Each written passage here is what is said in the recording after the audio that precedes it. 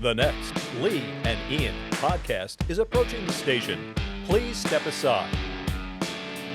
And welcome to the Lee and Ian Show. I'm Lee Navlin. And I'm Ian Grodman. The Lee and Ian Show is sponsored by Grodman Law and Mediation. Remember, when it comes to divorce, family first. Your children first. Mediation. It's the way to go. Grodman Law and Mediation. Thank you, Lee. You're welcome, Ian. And Ian, if you want to check out my latest, it's LeeNavlinBooks.com. I know. It's amazing. Thank you. I know you like my books a lot, Ian. I really love appreciate them. that. I love them. And you've left me nice reviews on Amazon, so thank you for that. Well deserved. I appreciate it, Ian. I really do. And so when I'm not recording a podcast, Ian, I'm writing books, so it's LeeNavlinBooks.com. That's right. Yeah, so, Ian, did you know that my favorite all-time politician is Al Franken? I did not know that. He's a comic turned senator. That's true. The reason I mention this, our guest today is planning to forge a similar path. He's not only a lawyer, he's also a really talented comedian, and he's running for the United States Congress. And a great impersonator, too. He is that as well. Yes. J.L. Cauvin, welcome to the Lee and Ian Show. Thank you very much for having Welcome. me. A great honor to be here. Thank And you. we are honored to have you. I've had so many people ask me, when are you going to get JL onto the podcast? They know you as a comedian. Some know you as a lawyer. They know you that you're running for office, and people are really interested in how this all kind of transitioned. How you went from lawyer, comedian, lawyer, and perhaps future representative for the United States Congress. Yeah, and then back to comedian, of course. Of course. Yes. You know what? I'm doing important. one term, and then I'm going back on tour. There are some. A moment of levity in Washington will There be are a some good very thing. funny politicians out there. Sure. Not really. Not in the White House at this current moment. No, that's true. Not at all. No, we're not. Excuse me, we're not very funny. It's very serious what's going on. If you see what's happening, we're trying to. We want to get Greenland. We want to get Greenland because they never forgave them. They did a trick. They said Iceland was actually the green place, and Greenland had the ice. You ever hear this? Yeah, I did. I certainly did, President Trump. Excuse me. Not a lot of people know this, but that was a trick they played, and I never liked it. President Trump, quick question. Would we be considered fake media? The Lee and Ian Show. Sometimes you say some pretty nasty things. That's our goal. That is our goal. So so we've made it to the big time. We're CNN, the Lee and Ian Show. So you don't know how exciting this is for me to feel like I'm going to be talking to Donald Trump. Yes, that's right. There's some things I want to say. But you're not. You're actually talking to a good guy. Sorry, that was me. You're actually talking to JL. Exactly. The magic of radio. Yes. And who does impersonations of everybody he doesn't like. You do a great one of Ian, as a matter of fact. But no, I Don't do that. I hate my voice. That's right. People talk about your. People, when they comment on the show, say he has a lovely speaking voice. They've never said that about me. I know they're going to talk about your wonderful But you're the impersonation. funny guy. Yeah, I'm supposed. Well, yeah, funny looking guy. But this is radio. This is sort of the smooth voice, and this is the sharp voice. It's like very good. Salt and sweet kind of combo. Yeah. That's why it works. Opposites attract. So JL, let's talk about why you're running for office. Yeah. I'm reading, your website, and I'm reading so much about you. I happen to know you despise Donald Trump and you despise this administration. Was that what kind of drew you into it? I think what drew me into it, I've always been a sort of politically minded person, and during the pandemic, my comedy sort of started to skew from more general stuff to sharpened political satire. And for a while, it was nice to have people saying, oh, wow, it's like when the day sucks, it's great to at least you make things kind of funny and palatable from you process this stuff. It's sharp satire, but I get to laugh and have a little levity amidst a real big disaster. But in 2024, when Kamala Harris lost to Trump, it was like a different level of disappointment in this country, to be honest. And when I kept hearing things like democracy is not a winning issue, Democrats were running on democracy and it wasn't a winning issue. I said, there's two possibilities there. We didn't convince enough people that democracy is an important issue, or our country's gone. Right. I'm sorry, that's the other possibility. And I'm not ready to accept the latter. Good. So what I said was, as much as I can fall into the trap of a lot of Democrats, which is, especially comics, I don't hold my tongue often. You want to sometimes say, how stupid are people? Right. How dumb are people? Yep. What the hell is happening? This is the country we have. That's it. Like, this is what our country is, and we have to deal with it as it is, not as we think it should be or wish it was. And I think that, without criticizing Kamala Harris, and the people who work for her, we have to accept that we need better messengers, clearer messengers, and people who connect democracy to your everyday life. Now, the silver lining of Donald Trump is he always goes too far. Mm-hmm. And you will eventually realize why democracy is important because he will show you. Yep. Now, what we want to get to is that point where we don't need people being murdered in the street, Right. people starving, people dying, to learn the lesson of, oh, there is an actual connection to obeying the Constitution, rule of law, and us living decent lives. And I think what I thought from that was, I'm a lawyer. Mm-hmm. I'm a well-educated guy, Georgetown Law, Williams College history major. And Mikey Sherrill went to Georgetown Law. I always joke with people. That's I true. say, hey, so if you view that as some sort of endorsement, I'll take it. Yeah, sure. But what I really try to tell people is, so if you think I'm intellectually capable of the job, and I've been a courtroom lawyer for a couple of decades, I now work in eviction prevention. If you think my values align with yours, I'm a fairly progressive guy. A friend of mine told me, you're not the most radical progressive, but you're the best communicating person that I trust to get us progress. Yeah. That's a great compliment. Thank you. But he was a friend. Right. Okay. Okay. A stranger, even better. Okay. We start with friends, though. Right. But no, I mean, it's, at the end of the day, right? Communication. Yes. That's what it's all about. That's usually how people get into politics. You're very good at speaking. Okay, what do you want to do with yourself? Have you considered a career in politics? I mean, Right. Yeah. that would. And I think the stand-up part is not really what I'm trying to sell people on. Right. It helps to make people laugh, makes them feel good. But what I really sort of took to heart after many years of bucking up people's spirits on social media and on YouTube and at shows, and people really coming to me with deep gratitude at live shows. Like I'd go to Chicago and they'd be like, I just want to tell you, for the last 3 years, you've been getting me through this. And I'm not, that's not to make me sound like a hero, but like at first, being the comic that I am, I'd kind of go, oh, okay, thank you. That's wonderful. Right. I heard it so much, though, that I said, okay, I'm actually doing something positive for these people beyond just a laugh. That's right. And I said, with my academic legal background and my facility with social media, because it's not just the comedy, it's the fact that I've built up a following of hundreds of thousands, mainly through this channel of satirizing and critiquing MAGA. I said, why not me? And not just why not me, the job has changed. Politics, the job of congressman has changed. And another friend of mine, one day I will have endorsements from strangers, but right now I just have friends saying nice things to me. But you have 100,000 plus subscribers on YouTube, and you read the comments. People really dig what you're saying. I mean, and that, by the way, as a comic, I always read the 5 comments that they don't dig what I'm saying, of course, and it occupies my morning. That's human nature. That's what you focus on all day. That's the tragedy of the comic. That's But, human nature. But I'll tell you what, your opponents just, I mean, if they're not taking your candidacy seriously, 100,000 followers on social media. Well, that's just YouTube. Right, that's on YouTube. I mean, this is a serious guy who's got a lot of people listening to what he has to say all the time for years now. Right. I'd seen you before you ran for Congress, online. So, a lot of people have those like chat people rooms. I didn't realize we were going to talk about that. That's right. Yeah, the big G, right? The big G over there. That's me. But a friend of mine did say to me that it's almost like the modern congressman is a job built for you. Yeah. Like, in other words, my resume of great communicator, engaging social media, but then the substance and the trick in this very short election cycle has been to sort of tell people, I'm not running from the comedy thing, but I want you to realize what the comedy skills actually give me in politics today.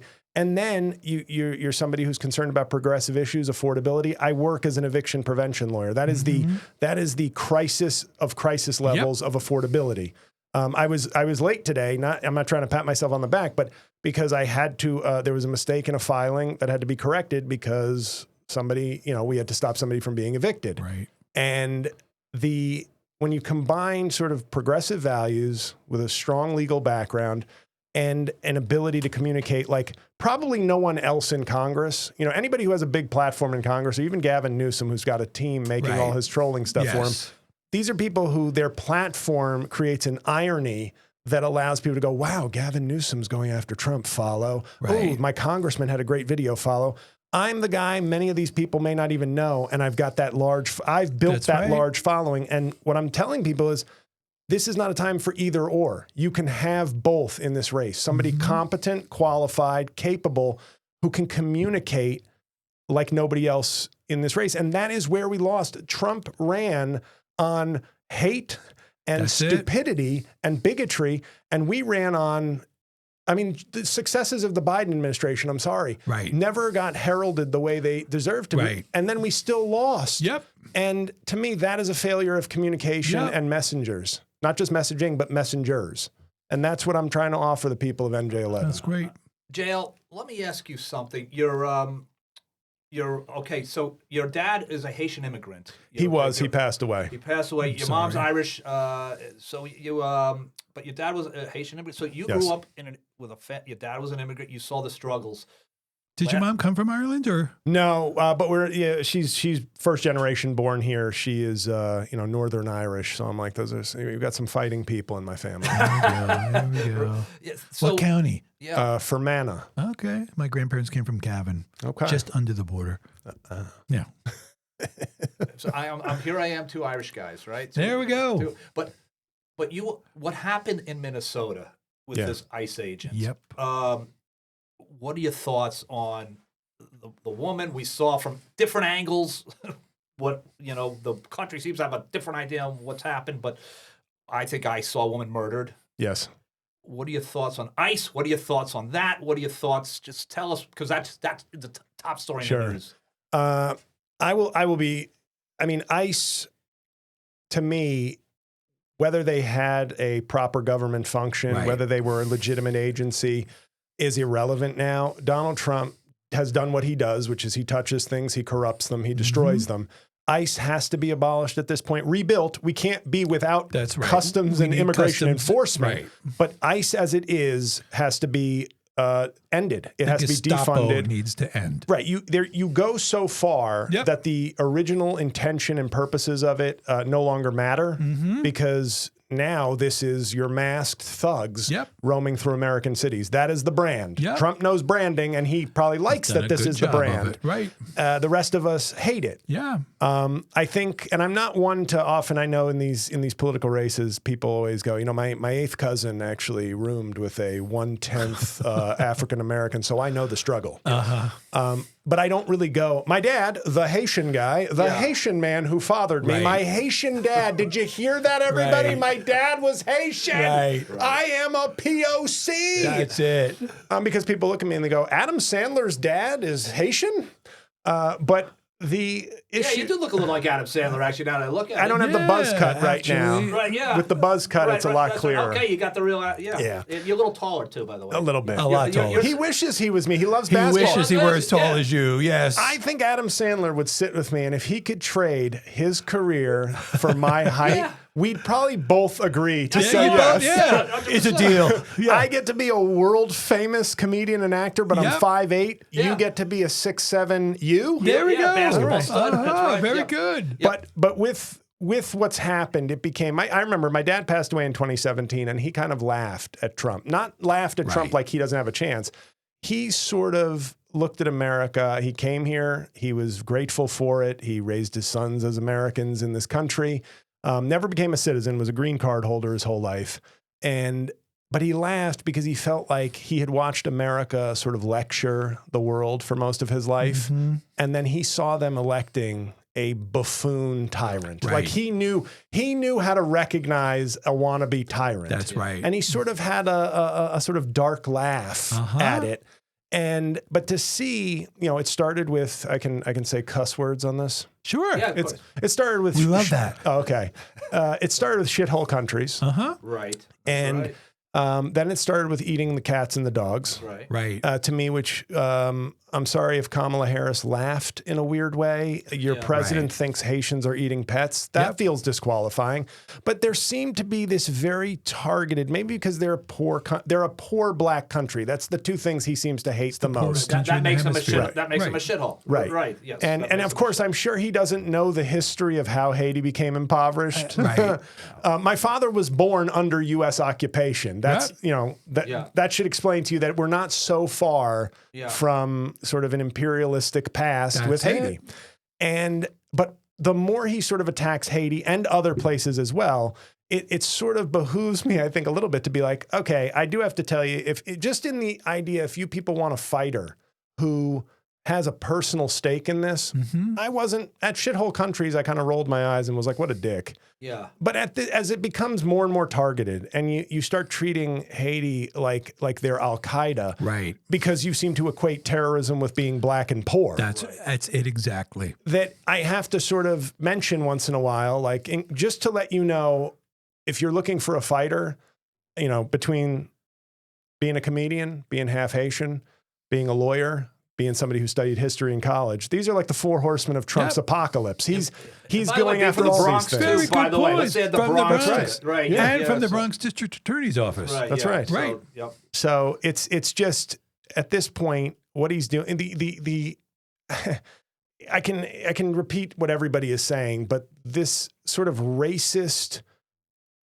xenophobic monster that is his ideology is so disgusting. And it's disturbing when you think of how many people have bought into this. He is one man. He is a very powerful man. He is the most powerful president of my lifetime. Like, and I'm sure he doesn't mind that he's a supervillain. He's just, as long as I'm super, right? That's it. I don't need the hero. That's it. I just need super. Give me the cape. But like, what my candidacy is a little bit about in terms of this is we have, let's say, just to make it rough numbers, 75 million people voted for Trump, 75 million people voted for Harris, roughly whatever it is. And then like 80 million people didn't vote. Right. And to me, how do we reach some of those people? There are cynics and people who just are checked out for any number of good or bad reasons. How do we reach more of those people? Because you get 5 million of those people, you swing the entire country. Yep. And that's where again, to pivot back, look at that message discipline, fellas. Ooh, very good. That's The where communicator. a fresh, new communicator, but with Democrat sort of bona fides is sort of what we need. Yep. Because rallying, I'm going to an event tonight. It'll be a lovely event. Rallying 200 deeply involved progressives Very good. is that you hit the nail on the head. that's great. That's great. I'm glad that they're involved. Who are you going to send out to get those people who aren't as involved? That's right. That's who you have to keep in mind when you're picking a candidate. Yep. Who's going to draw more? I hate to say this. Under Trump, I've had thoughts that, just being frank, let's be honest with the people. You know, I voted for Hillary Clinton happily. Still have a Hillary Clinton t-shirt. Voted happily for Kamala Harris. Am I having second thoughts about the capabilities of this electorate to make a woman president? Yes. Yep. And I hate that because I have the same thoughts. Pete Buttigieg, super talented, super smart guy. I'm with you. If we're not ready, if some of our population is not ready for a woman president, a married gay man president seems like a bigger leap. And then we are losing, as discrimination has done throughout our history, we're losing talent. Right. And once again, DEI, not about propping up people who don't deserve it. It's about finding the people who do deserve it and elevating them to where they should be. And that's what we're forced as Democrats to sort of hedge our bets with great talent, because we have to now worry about bigots and backwards thinking people holding us back, which will then hold them back. And I have to say, you know, when we talk about DEI is like a boogeyman for these people, right? Sure. When we talk about diversity, equity, and inclusion, that's a hard one to argue against. And so that's why I always say it out, you know, rather than the initials. Sorry to interrupt. No, you weren't interrupting. Yeah. My mother, I was talking to her earlier. She's in Florida. She retired in Florida. She actually kind of a right wing of a background a little bit. I call Reagan Democrat. You know, it's probably a nice way of describing my mother. Mom, I love you. One of the smartest people I've ever met, and she really is. I was on the phone with her today, driving here, as a matter of fact, just catching up with her, and she was going off about how much she is furious with Trump, and she's Social Security check is going down, and because they told her the insurance premiums are going up, and she says nobody. And I said, well, what's your thoughts on Trump now? You know, and she says he doesn't care about seniors. That's what she said to me.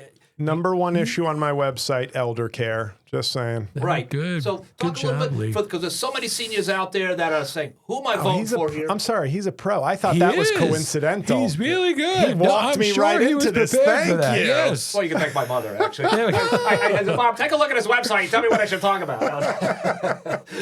She is smart. But she did. That's a real, that very, and sure enough, you know, I said, Mom, I said, you're right. And that's why don't ever vote for another Republican ever again. But seriously, right at the top of your website, you talk about protecting seniors. There's so many seniors in Essex County and so many seniors in the 11th district.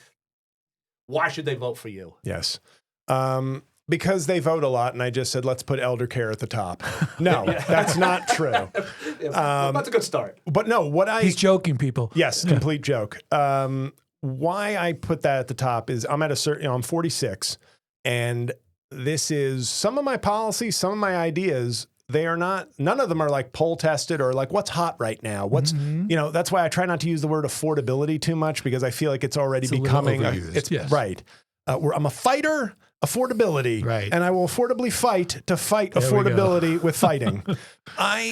I look at this, like my age, some of it is almost selfish in a way, not selfish in a bad way, but sort of I look around my peers, my neighbors, my family, and I say, what is hurting us? And about 10 years ago, my father had to go into a nursing home 11 years ago. And my mom was financially able to hire a lawyer and to separate their finances so that he would qualify for Medicaid. So instead of paying $100,000 a year for a nursing home, it was covered. But that still took those upfront costs of being able to afford a good elder care lawyer. Sure. And the first 6 months before you get the Medicaid. Yeah. Right. And so that just got me thinking just in general, like, hey, we're lucky. I have a nephew who is autistic and intellectually disabled. And my brother and his wife are fairly successful people. They live in Montclair. Because of their jobs, they could help me nothing with this campaign, which is that's terrible. My opponents could easily go, even his own family won't help him. And he wants your vote. It's because of their job, people. They love me. They love me. But watching them deal with that and saying, my God, what do people who don't have good jobs, good benefits, good communities, what do they do? And to me, elder care is sort of the focus, but I'm just mentioning sort of special needs. And I know Jersey is very good on that relative to the country. Better than most, right? But I am sort of a blank check, and I know, this can be used against me one day. I'm sort of a blank check when it comes to kids, special needs people, and our elders. Okay. I mean, smartly, not literally a blank check, but I am sort of, what kind of society do we have if those three communities can't be taken care of? And I want to put on record the people who are against that. I want to put that on blast, as the kids would say, and have people go, they put death panels became a thing against Obama. That's right. Why not killing seniors? The Republicans are for killing seniors. They're for putting out our special needs kids in the cold. And that's, once again, the bold messaging that's needed. But with elder care, to answer your question as I filibuster, see, I'm already ready for the Senate. That's right. I've seen friends now struggling financially, mentally, and emotionally with, not having the same capacity that my mom had to take care of my dad. And I have my brother. Now, me and my brother outnumber my mother and have the means, even though she's still independent. We worry about her. She's 81 now. But seeing friends struggle like it's destroying their lives, and they're in their 40s. And so an issue like elder care, not a problem, but an issue like it is a multi-generational problem, which means if you can help it, you're helping two generations of Americans. And I think it starts with Trump, making cuts to Medicaid. Great. It starts with Trump, banning immigrants from the very countries that disproportionately supply our home health aids. Exactly. Not full coverage for home health aids. This is sort of the early stages of how do we get back to zero, or start making little improvements. In my dream world, I know some people have Medicare for all as their dream scenario. Mine is like a Japanese style long-term insurance plan for our seniors, where it's just just like we have Social Security, it would be something more targeted towards, therapy and community services and things, and individual care where, and we're, by the way, we will have fluctuations, to be honest, in the amount of seniors we have. Right now, we are in the midst of a crisis, which is why I sort of propose as much as we can do, because this is the largest group of seniors so far that we have. And so it's not going to always be maybe the same amount needed to supply. But right now, we're in the middle of a crisis. We're not doing enough, and it hurts multiple generations of Americans. I couldn't agree with you more. Now, we've had some of your opponents in here, and I've read their websites, and I've discussed with them the agenda, the issues that are most important to them. First time I've seen a plan for artificial intelligence. You have a plan for that. You're concerned. Yeah, ChatGPT wrote my website. Yeah, so that was pretty good. Yeah, it says AI is great. Keep using it. Right. Yeah, I love them. That's right. But it's taking jobs away. Can it be fully trusted? You're concerned about it, and you want to talk about that. You want voters to understand it. Yes, and I actually have a friend who's been very supportive of my campaign. Who's sort of he calls himself like a ethical AI person, and the reason he accepts AI is because it's here, and we're not getting rid of it. It's going to be more and more integral. Yeah, you can't turn it off. But what's happening? I mean, if you thought it was bad when the tech CEOs were being, interrogated by Congress, and they're like, "And what is cookies?" You know what I mean? Like, oh boy, AI is a leap forward from that. And I think what we need once again is, I think on a climate level, I think speaking of blank checks, we're doing the reverse. Instead of blank checks for struggling seniors and intellectually disabled people, we're like, AI data centers, do whatever you want. Exactly. Yeah. So just on a climate perspective, that's ridiculous. Mm-hmm. You know, I guarantee you, if there was a law that said you have to get at least 50% of your energy from clean sources, magically they'd find a way to do it. If they can find trillions of dollars of value in these companies, I think they can find a way to build more wind farms and solar panels. But they go, no, we're in and it's a Cold War sort of mentality. China, who is probably going ahead of us on so many things, including electric cars. Yep. We let that one slip away as well. Yep. The fear of now it's a tech Cold War, and instead of the USSR, it's China. Yeah. And so I think there's an element of fear mongering going on. I'm not saying it's not real, but that people are just like, oh, okay, just keep building. And we're watching the stock market rise, which could be a bubble. So, and people are watching their 401ks going, I guess these AI companies, this is wonderful.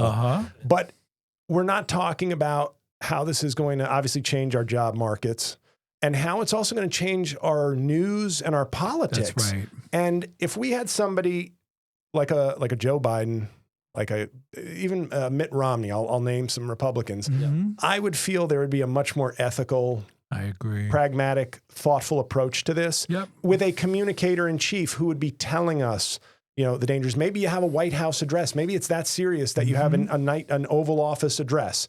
Trump, on the other hand, is always the worst case scenario, which is AI. If you don't mind, AI.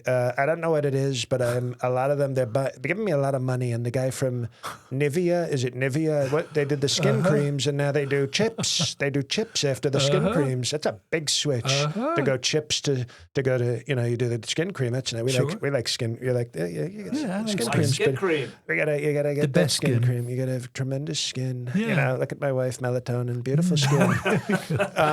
But he is the let it rip. Right. If it's profiting me, let it rip. Yep. And he will use, he's using AI imagery. Yep. He can't wait for an Epstein tape to come out and declare it a deep fake. Like, he is preparing both the sword and shield of AI. Right.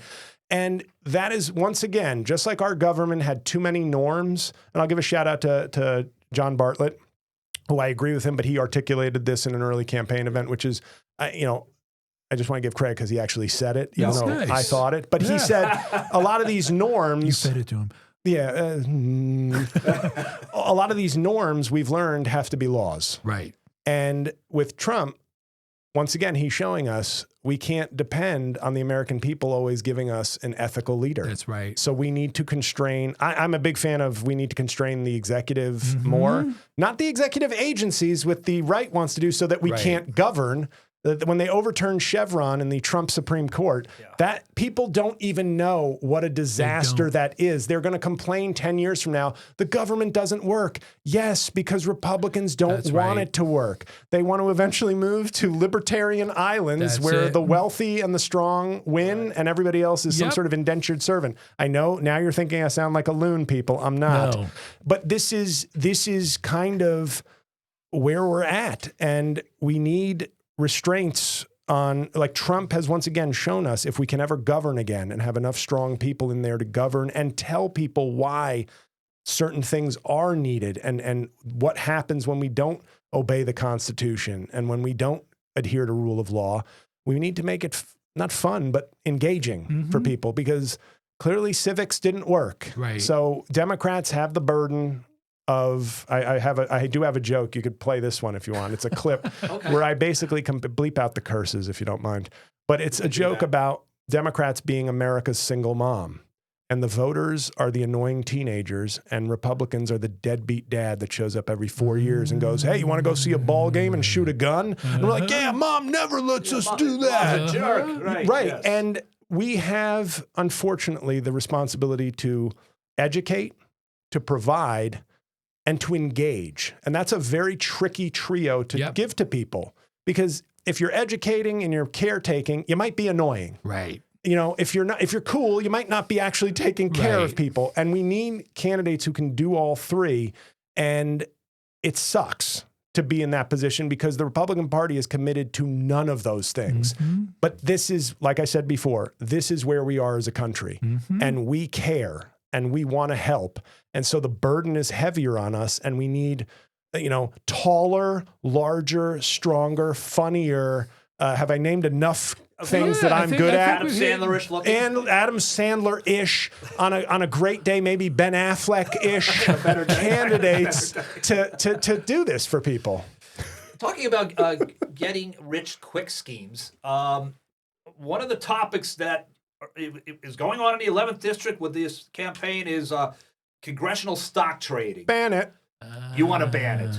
Here's another thing, and I could take obviously, I'm going to say it.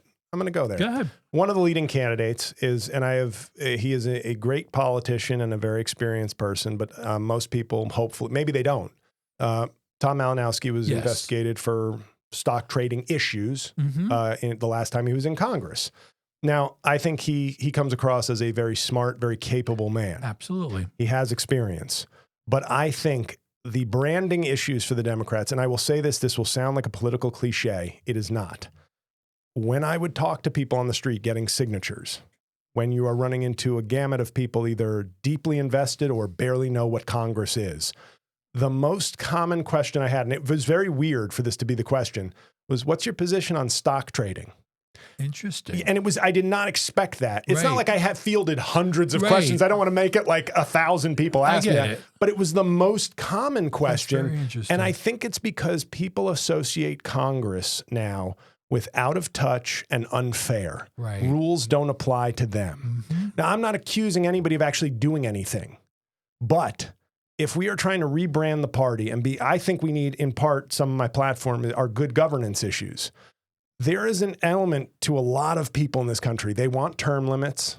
They want partisan gerrymandering to go away. And I'm not like, what Gavin Newsom did was retaliation. He had no plans to do that. That was retaliation. But partisan gerrymandering, banning stock trading, term limits for Congress. If a party, and I think as, a fresh voice who has no career legacy or stake can be an ambassador for this kind of good governance stuff, and the party that seizes that quickly enough can maybe, like I said, those non-voters, maybe a few million of those nationwide say, you know what, I hate politicians, but at least the Democrats are at least saying, like, let's change the way we do business here. And the Republicans are all of a sudden fighting that. Right. And then you maybe get some of those people. And it takes, I think, people of clean records, unblemished. I don't even want, like I said, I'm not saying this is not a trial. I'm just saying when there's smoke, sometimes there's fire, and there's no smoke here. And I do think that that has to be part of the re-energizing the Democratic Party is we stand for good governance. We know what bad governance is, but that didn't work. Trump bad. I think it should have worked. It didn't work. So we need to say Trump is bad. Here's why you can trust us. Term limits, no more gerrymandering, no more stock trading, and you can get the hell out if that's how you want to conduct yourself, because this is a new Democratic Party with an Adam Sandler giant guy at the helm. Who's interested in term limits? Absolutely. Yeah, how would that work exactly? Term limits. That's a question for both of you, I guess. How does one even approach the idea of saying, "Hey, Congress, a couple years. You make a law. Yeah. Make a law. And I will say this, because some people I talk to will say, I argued, Thomas Jefferson once said, we need a new constitution every 19 years. We can't get a new constitutional amendment in 50 plus years. No, so the new we can't. constitution thing's not happening. Sorry, Right. TJ. Yep. Yeah. But what I would say is, if we made the House of Representatives a 10-year max, 10-term max, excuse me, 10-term, that's 20 years. 20 years. Senate, 3 terms max, that's 18. You Yep. split the difference, there's your 19. At least now you guarantee a interesting. generational change. Right. Now, some people say to me, I think it should be points. like 4 terms. And I go, we can't devalue genuine expertise right. and relationships. Right. And to me, nobody is ever complaining about the 7-term congressman. Right. It's the 6th term senator, Exactly. the 19th term representative that Right. really, and so to me, going from no term limits to maybe a generational requirement to turn over 20 and I like 18 that. is practical, but still sends a message. Right. And if you want to say to me, I think it should be every 3 terms, I go, I disagree. Right. Like, I just don't think that's practical. And I think we still need a government that functions, and that expertise, those relationships, that knowledge, we can't have fresh voices and then also be like, as soon as you figure out exactly what you're doing, get out. Right. Enriching yourself and making it a generational Right. career, no. Right. But gaining some expertise, knowledge, and developing important relationships, yes. It shouldn't become the family business. No. Right. We just have a couple more minutes, JL, because I know you've got a busy evening ahead of you. So Yes. we promised we'd get you in Thank early, you. and we get you out early. And then I got here late. And then you got here late. you know, That's right. these We're going to things keep you here late, but not that late. But besides voting for you, what can people do who want to get involved? Very Sure. goodly. And tell us how people can find more about you. Yes. It's onlyfans.com/J. Oh, wait. No, I'm sorry. Wrong podcast. Wrong one. JL4NJ.com is my website. And there are, there's a policies page. There is a meet me, so you can come to one of these events that I'm doing, both people's homes and the events with all the candidates. But it would be helpful, if you show up with signs and hug me after I'm done speaking to make everybody else jealous. Mail will be hitting your mailboxes soon. So look out for that. Full size normal mail. Okay. I didn't have the money for the full size Right. cutout for everybody to get delivered. That would be gets expensive. costly. Yeah, Yep. you've got to have a budget. But there's a tab to volunteer, because we're getting some people who are going to be able to knock on some doors and, Yep. and hand out literature for me. I joked with people. A lot of people in this campaign have called their campaigns grassroots, and I said, well, if that's true, mine is soil based, because I'm somewhere beneath the grass. That's how earnest. I'm trying to get the grass to this grow. is. Yeah. I'm fertilizer. There we go. But yeah, the website and obviously, I don't know if it's uncouth, but the mail is expensive, and Yep. we're running a campaign that is. There's no war chest here. We have needs, and those needs have already been ordered. Yeah. Yeah. So if you like what I'm saying, or if you do more research and you like more of that, and you think that I'm right, basically, because the first half of this campaign was sort of a humble pie, like, I'd like you to consider me. Right. But I genuinely believe, and I wouldn't be in this still. I would have backed out, except I really do believe we are at an inflection point, and we can't have candidates as good as they might be as people. Right. This isn't 2006. Yep. This isn't 1996.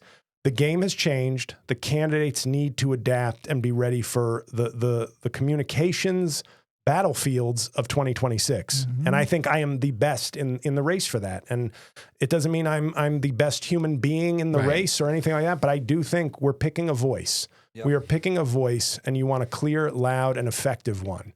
And I think that's me as far make as an this race goes. So excellent voice. donate to JL if you just say, I don't even need to see any more website. That's it. Just take my money. That's right. Yeah, send it. Here you go. Spend it as you please. When you will get elected, question I ask all the candidates. First, you're on the congressional floor, and I made it. I'm elected. I'm in Washington, D.C. First guy, who do you want to shake hands with first? Say hello. That's I'm a your good colleague. question. You know what? AOC. All And I'll right. tell you why. She's been the most popular one. AOC and JLC. Yeah, There we all go. right. Oh, there, very Our celebrity good. name practically writes Very itself. That's why she'll never forget Good. you from that moment on. No right, need to yeah. change the monogram on the That's towels. It. That's Just- it. That's it. Yep. Yep. Absolutely. And I just want the audience to know we've had it's hard getting candidates to come in because you're very busy. When I reached out to JL, this was November. I so said, embarrassed. I said, hey, man, I'd love to get you on the show. And he said, he goes, hey, you know what? He goes, can I get back to you? I will get back to you. I promise to get back to you. I just got so much going on right now. And I said, absolutely. I didn't reach out to you because I kind of believed it, because some people are like, oh, you call me next week. Oh, call me next, Right. and you just, but anyway, I get out of the blue. You reached out to me and you said, hey, let's do your podcast. Let's go. Excellent. Can I? And I appreciated that. You reached out to me during the signature phase. I did. When I was literally like That was a hard Jack time. Nicholson in The End of The Shining, just freezing outside That's it. supermarkets. Right, and I was like, yes, I like podcasts. Thank you for asking. Yeah. Talk to me later. And then I kept seeing, because we were connected on Facebook, you connected with me on Facebook, Right. invited me to the group. Yep. And I'm sitting on Facebook, I'm going, hey, what gives? All the candidates are going on this show. That's right. Why not me? That's right. And I was about to write to you, and I'm looking at my messages, and I'm like, Oops. oh, November 24th, you did reach out to that's me right. Yes, a that's long right. time ago. Oh, and here I was. I thought it was this is a good guy who didn't forget about me. But you know what?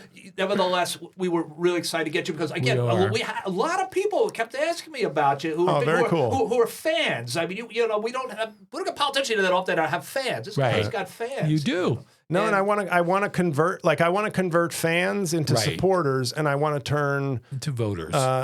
strangers into voters. Right. You know, I really like what you have to say about, those 5 million people Yeah. who can change everything. Yeah, MAGA is I'm sorry. It's a lost cause. Yeah. And if we were a fully healthy, functioning democracy, Right. like you see in Europe, when like Marine Le Pen's party is rising up, or in Italy, although she's the prime minister, but people kind of go, okay, time to put our differences aside. Right. We have a real threat to our way of life. That's right. Let's all just agree they can't get in power, and then we'll squabble and we'll figure out our differences. That's what MAGA should be. It's a free country with a lot of different ideas, and there's hate and there's fear, and that's going to have a voice. But the fact that we have a sort of, not to be like Nixon, I guess it's like a silent plurality, or a cynical silent plurality. That's right. We need to get some of them. We won't get all of them, but the ripe picking is there. It is Yep. not out of MAGA. You don't commit 10 years to Donald Trump. No. And then all of a sudden it's like, no, but if we just kowtow to them a little bit more, Yeah. it's those 80 or so million that have become sick of politics, or haven't been communicated to enough that politics is important. And you have to, you get involved and you pick the person. And I will say this, the NJ11 race is good in that I think there is a wide array of candidates and experience, and it's good. I hate when people say this is going to be a low turnout election, Right. because I'm in it, and that feels deeply offensive. Like, no, Right. it's me, guys. Not anymore. High turnout. I What don't do you think mean? it will be a low turnout election. I hope it's not, Right. because this is whoever wins, I want it to be a sort of, yes, the community spoke up Yep. and different voices were heard. Like, some people might feel I represent them best and I want them to come out. Doesn't mean I'll win. I hope I win. But if you think someone else, if you think John Bartlett, if you think Zach Beecher, if you think Tom Malinowski is your guy, you should come out. But I want more people engaged to hear everybody, Yep. what everybody has to say. And a great way to do that is to listen to all the episodes of your podcast. Thank you. We Yeah, no, agree. we We've been agree, telling yeah. people that. Yes, thank you. And to vote for JL, when's that election again, Ian? That election is on Thursday, February 5th. It's very unusual to have an election on a Thursday. Thursday In fact, election. it never happens. Just like the founders' super PAC would want it That's on a day when people won't go. Exactly. Yes. Shade. Yes. Thursday, February 5th for the primary. Thursday, April 14th for the general election. Okay, because Thursdays normally when I go to happy hour. That's Is when it I April take happy 14th hour. or is it April 16th? I I'm believe sorry, April 16th. You're Yeah. right. I'm sorry. Okay, so Thank you. Okay, that's the so February. But February 5th. Okay, that's the if you are primary. a registered Democrat, if you are unaffiliated, you Yes. could show up on February 5th and declare yourself a Democrat that day in the polls. So that's again, if you're thinking about voting for JL Cauvin, you want to check out JL4NewJersey.com. NJ. NJ. Stands for New Jersey. Yeah, but okay. it's- JL. If they type in New Jersey fully, they'll be like, What? So the best way domain error. That's a weird website. That's right. I could have sworn I had it on the On the podcast, podcast. he had all these ideas. Yeah. I want to learn more. He's not even a real candidate. How do I reach him? Lee, can you give me his phone number? JL4NJ.com is his website. Yep. That much I do have his phone number, but I'm not going to share that on the podcast. No. That's for me only. Yes. Oh, but JL4NJ.com. Thank Great you. website, Ian. Yeah. I appreciate JL. Can't Thank you so much for enough. coming. You had I great love things this. to say. Yeah, thank you. Thank you so much for Yeah, having me. all right. I'm sorry it took so long to get back. No, hey man, you know what? We say the best for last. That's There right. you go. There you go. That's There an you endorsement. It's go. going up on the website. There you go. All right, so for Lee Navlin Ian Grodman, and JL Cauvin. thanks for tuning in, ladies and gentlemen. We'll talk to you soon. have a good night.